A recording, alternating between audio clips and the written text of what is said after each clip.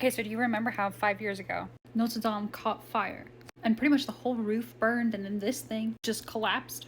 And then when they started rebuilding it, they found all these graves they didn't even know about. Most of the bodies were a breeze to identify, year-old bishops or priests. Then they found 2 sarcophagi buried deep beneath this church, and they realized these must be important people. One of them was nameplate. He was an 83-year-old man. But the second one was buried underneath, and the whole coffin was lined with lead. And unlike Mr. Antoine, his body was strangely deformed and he died at only around 30 years of age. He had lost all of his teeth and his head was pointy. They called him Le Cavalier, as in like the horseback knight.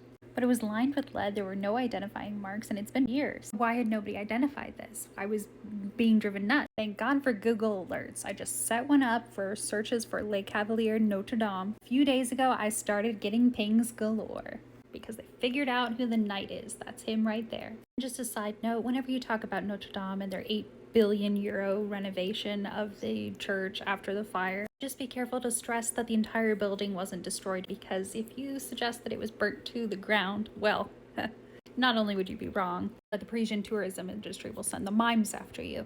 Mimes make the very best assassins as hitmen for hire. Even if they're caught in the act, they will never snitch, because no matter how you torture a mime, they'll never talk.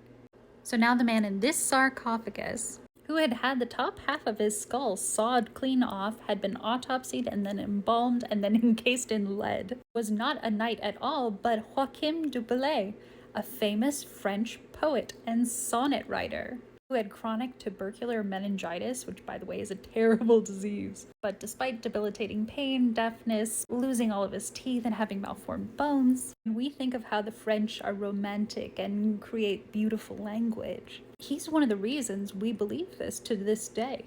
And historians had been searching for his grave because they had a map to its location, and there was no body there. Somehow he ended up in Notre Dame. But yeah, if you get as curious about weird topics as I do, I really recommend setting up a couple of Google alerts for yourself. Put one for your name and topics you're interested in, and just wait for the information to come rolling into you. And sorry for the blued out topics, but there are videos coming for those, and so no spoiler alerts today. It's just fun to see them solve that mystery after 2 years of waiting.